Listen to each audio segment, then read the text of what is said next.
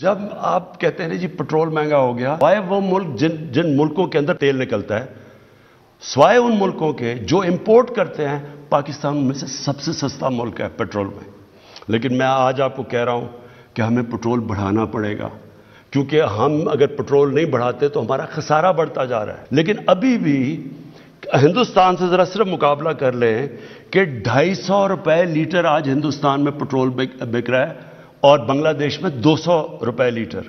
تو آپ ذرا خود ہی مقابلہ کر لیں کہ پاکستان میں آج 138 روپے کا بک رہا ہے۔ آج اگر ہندوستان اور بنگلہ دیش سے آپ مقابلہ کرتے ہیں تو ہندوستان میں 83 روپے کے جی پہ آٹا بک رہا ہے اور وہ بنگلہ دیش میں بھی 83 روپے، پاکستان میں 60 روپے کے جی آٹا بک رہا ہے۔ لیکن ہم آپ کے سامنے ایک پیکج لے کے آ رہے ہیں، اور وہ پیکج ہے 2 کروڑ خاندانوں کے لیے، اور وہ افیکٹ کرے گا تقریباً 13 کروڑ پاکستانیوں کو۔ اور یہ پیکج ہے 120 ارب روپے کا، جو فیڈرل اور پروونشل گورنمنٹ مل کے دے رہی ہے۔ گھی، آٹا اور دال، اس میں آپ دکان میں جا کے اس پہ 30% آپ کو ڈسکاؤنٹ ملے گا۔ ہم 30% سبسڈی دے رہے ہیں گورنمنٹ۔ جو اپوزیشن سڑکوں پہ نکلی ہوئی ہے کہ جی بہت مہنگائی ہو گئی، تو میری صرف 2 بڑے خاندانوں سے ایک ریکویسٹ ہے۔ میں آپ سے بلکہ ریکویسٹ کرتا ہوں کہ 30 سال میں جو آپ 2 خاندانوں نے پیسہ چوری کر کے ملک سے باہر لے کے گئے ہیں، آدھا بھی آپ پیسہ پاکستان لے آئیں۔ میں آپ سے اپنی قوم سے وعدہ کرتا ہوں، سارے کھانے پینے کی چیزوں کی قیمتیں میں آدھی کر دوں گا۔ تو یہ کچھ اہم پوائنٹس تھے، اور جو ہم نے ناظرین کو ایک مرتبہ پھر سے سنائے۔ شامی صاحب، کوئی ریلیف ہے اس پیکج میں؟ دیکھیں،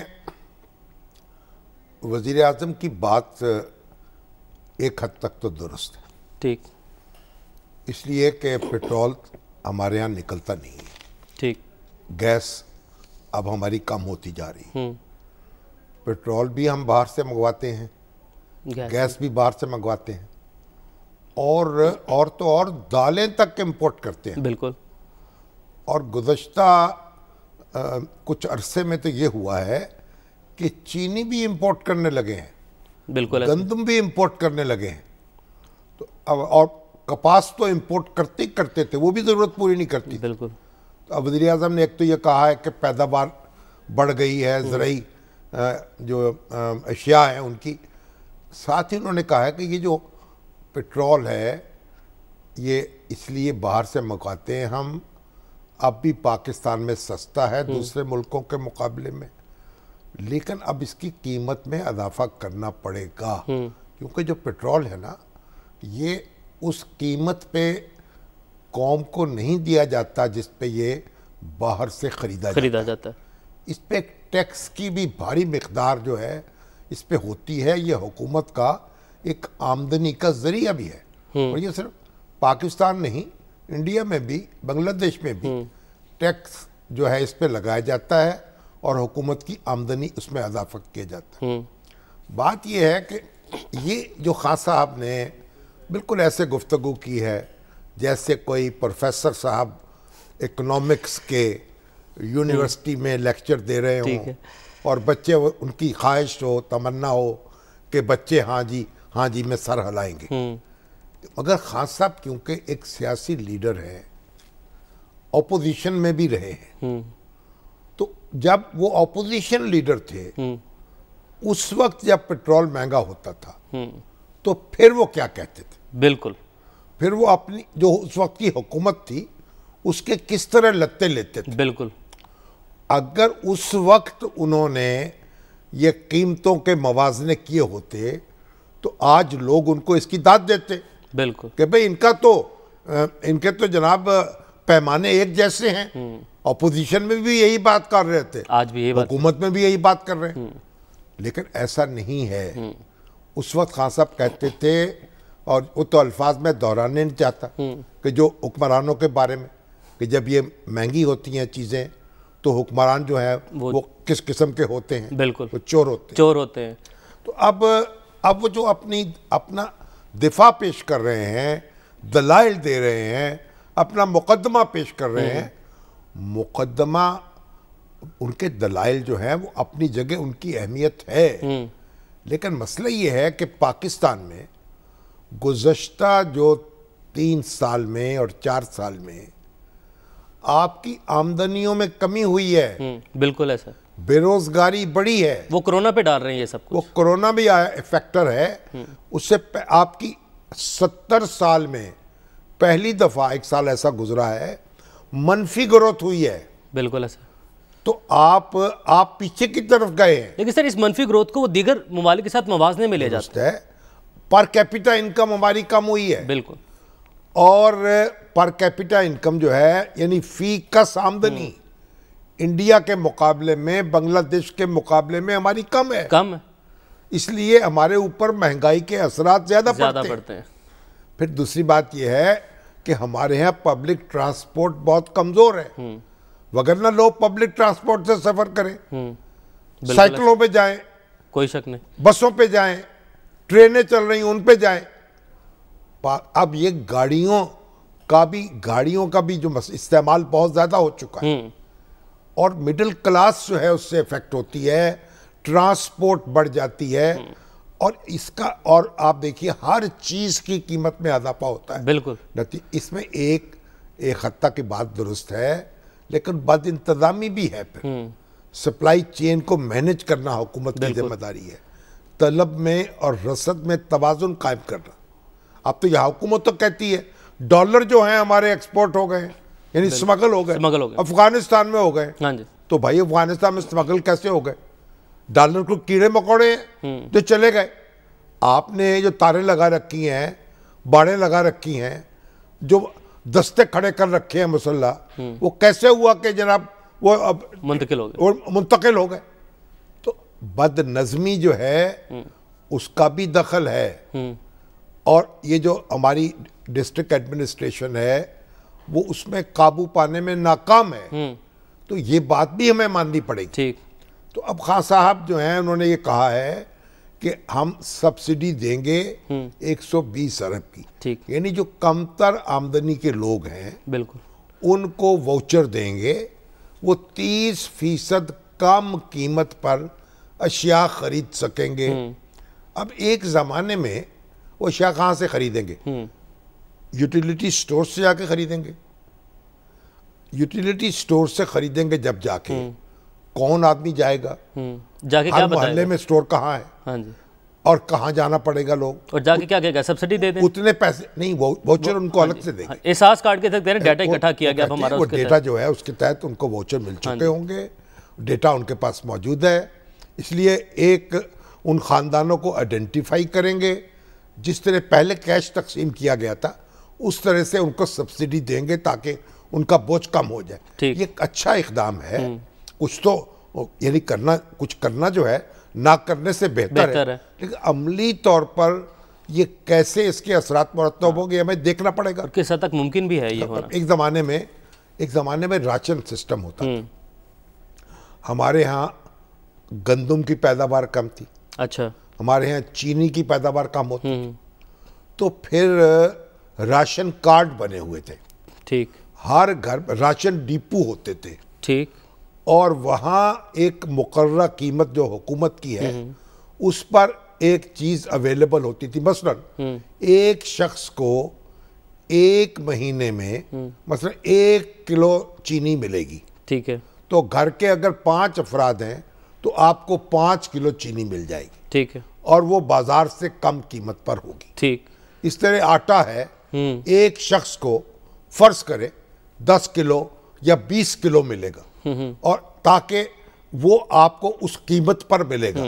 تو جو راشن کارڈ لوگوں کو دیے جاتے تھے اس سے وہ اس قیمت پہ جا کر چیزیں خرید لیتے تھے. ٹھیک ہے. پھر جب پروڈکشن بڑھ گئی اور یہ اس لیے وہ قلت ختم ہو گئی تو راشن کارڈ کا سسٹم بھی ختم ہو گیا. ٹھیک. اب راشن کارڈ بھی یہ ہوتا تھا کہ پولیٹیکل پارٹیز جو تھیں وہ اپنے من پسند لوگوں کو, اپنے جیالوں کو ڈیپو دے دیتی تھی. وہ ڈیپو والے جو تھے وہ شکایتیں ان سے ہوتی تھی, وہ بلیک کر دیتے تھے, بعضوں کا چیزیں مارکیٹ میں بیچ دیتے تھے. تو وہ بھی ایک لمبی کہانی ہے. ٹھیک ہے. لیکن سبسڈی دینے کا یہ بھی ایک مؤثر طریقہ تھا. ٹھیک.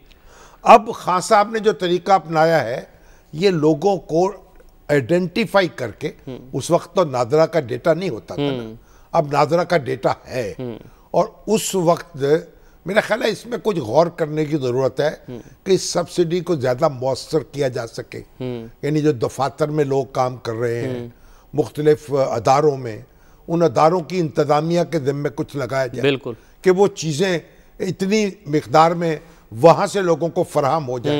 یہ بھی ممکن ہے. یوٹیلیٹی سٹورز جو ہیں وہ ڈور ٹو ڈور سروس بھی دے سکتے ہیں، اداروں میں آ کر بھی اچھا چیزیں جو ہیں وہ دے سکتے ہیں، فروخت کر سکتے ہیں. تو بہرحال لیکن یہ تو ایک دیکھیں، یہ تو اشک شوئی ہے، لیکن عملی بات یہ ہے کہ جب مہنگائی ہوگی، ہر چیز مہنگی ہوتی جائے گی، آمدنی کم ہوگی، حکومت پر غصہ ہوگا، اس وقت خان صاحب کی تقریر نہیں سنی جائے گی.